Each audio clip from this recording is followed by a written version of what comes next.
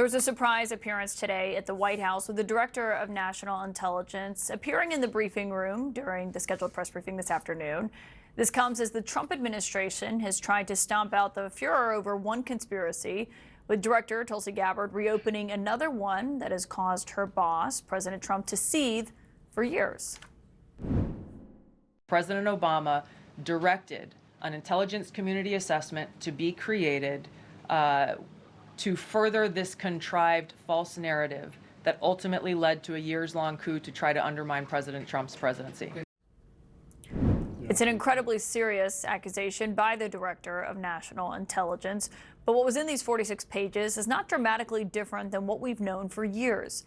While it wasn't clear why this is being released now, the president just last night did make clear what he would like for his people to be talking about. And you should mention that every time they give you a question that's not appropriate, just say, oh, by the way, Obama cheated on the election. You'll watch the camera turn off instantly. In the briefing room today, the press secretary stepped in when I asked Director Gabbard about the timing of this release. What would you say to people who believe that you're only releasing these documents now to improve your standing with the president after he said that your intelligence assessments were wrong? Who is saying that she would release this to try to boost her standing with the president? Who has said that? Well, the president has publicly undermined her when it came to Iran. He said she was wrong. He told me that she didn't know what she was talking about. That was on Air Force One on camera. The only people who are suggesting that the Director of National Intelligence would release evidence to try to boost her standing with the president are the people in this room who constantly try to sow distrust and chaos amongst the president's cabinet, and it is not working. I will just answer your question directly. I am with the President of the United States every day. He has the utmost confidence in Director Gabbard. He always has. He continues to, and that is true of his entire cabinet, who is all working as one team to deliver on the promises this president made.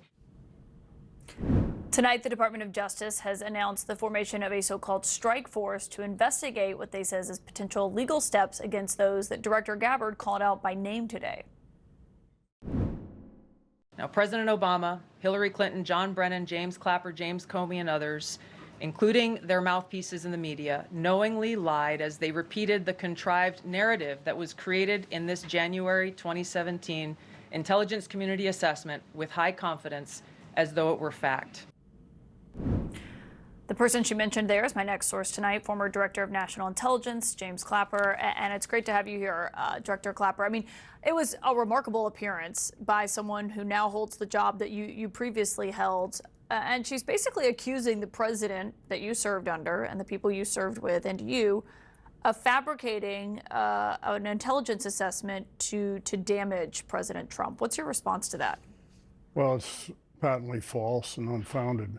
I was present at the meeting that everybody talks about, and I heard directly what President Obama asked us to do, which was to compile all the reporting and summarize it that we had accumulated in the run-up to the election of 2016, put it in one document in various levels of classification, and including a public release. And he wanted that done before the end of his administration.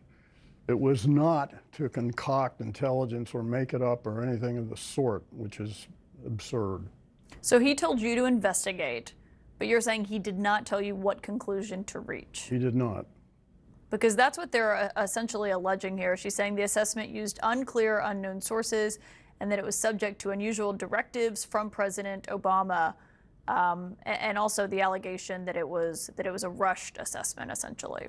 Well, yeah, yes, we had a short deadline to get it done because the president stipulated he wanted it completed before the end of his administration in order to be able to hand off a compilation of what the Russians had attempted to do to influence the outcome of the election in 2016. He wanted to be able to hand it to the then President-elect Trump and to the Congress. There seemed to be some conflating over whether Russia could actually change voting machines, whether they did do that, and in terms of who Russia wanted to win the election. One thing that was a huge point of focus for Director Gabbard was that they're pushing back on the notion that Russia wanted Trump to win, that they did this to help Trump. Was that intelligence, you believe, sound when that finding that Russia was doing this in the favor of Trump? First, on the voting machines, it's quite correct. The Russians did not electronically penetrate any voting machine or anything connected with tallying votes. So they did not succeed, even if they attempted, which we don't think they did, to manipulate voting. What the Russians did do, in contrast to that, was mount a very sophisticated, extensive, and aggressive information operations campaign to influence public opinion in this country. And they used phony social media posts, phony social media accounts. RT, the Russian government-controlled media outlet, which has a bigger following in this country than this network does. They used fake news implants.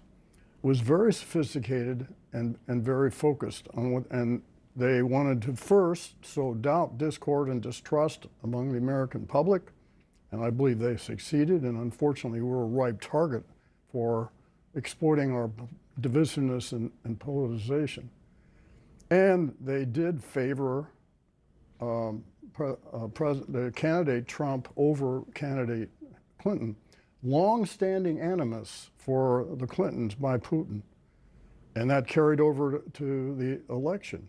He held Secretary Clinton responsible for fomenting a color revolution to overturn the Putin government. So he had great distrust and dislike for Clinton.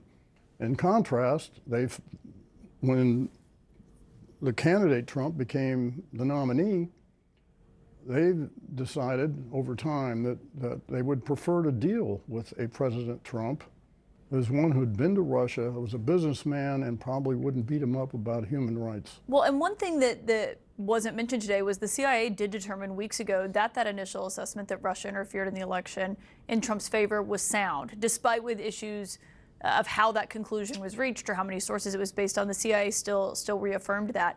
This does come back, though, with the special counsel John Durham. He issued hundreds of pages of a report basically cataloging a series of mistakes the FBI did make.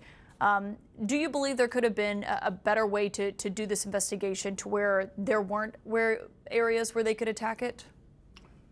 I'm not sure what you mean by the question. You mean with John Durham saying that, the way that the FBI handled this, they rushed the investigation, they didn't have an adequate basis. Sometimes they ignored evidence that undercut the premise. I don't believe John Durham took issue with the intelligence community assessment. He did take issue and critique the FBI on the process they used specifically for a FISA application against Carter Page. Right. That's different, and I don't think he found issue with it after a 4-year investigation. I do need to mention that the Senate Intelligence Committee did an exhaustive examination of the totality of Russian engagement in this country, focusing specifically on the intelligence community assessment that we did and released in January 17. And they endorsed the findings that Tradecraft used to derive those findings and the confidence levels. And no less than then Senator Rubio, now Secretary of State Rubio, who was then, I believe, acting chairman of the Senate Intelligence Committee, made that observation himself when that report, redacted version of that report was released. And that was pointed out to Director Gabbard today. I mean, she occupies the office that you once held. What was there anything new that since Friday and what she's released that you've seen that you didn't know before? Well, what she drew on today, best I could tell, was a partisan Republican-only report issued by the Republicans on the House Permanent Select Committee for Intelligence. I can attest to inaccuracies in that report on things they said about me, which were wrong or false.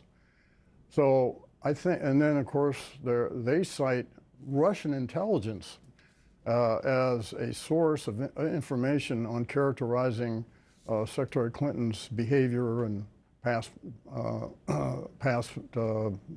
performance. When the director says that she's referred these filings to the Justice Department for a criminal investigation, tonight we're told they formed what is called a strike force. Do you have concerns that they will attempt to prosecute you? Well, certainly I do.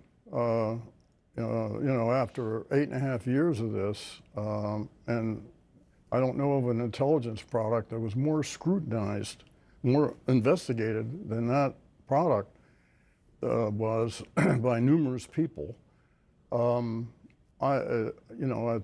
It's very disconcerting. It really is. And I take seriously when the President of the United States accuses me of being a participant in a treasonous conspiracy, which is ridiculous. Yeah, what's your reaction to that? It's ridiculous. It is untrue. So what will you do if they come after you? What is your plan? Well, I'll lawyer up, I suppose. Already have. You've already hired attorneys in anticipation that this yeah. Trump Well, Justice Department could try to prosecute you. We've had sort of perpetual attorneys since I left the government in 2017. Former Director James Clapper, thank you for joining us tonight to respond to Thanks, this. Caitlin, for having me.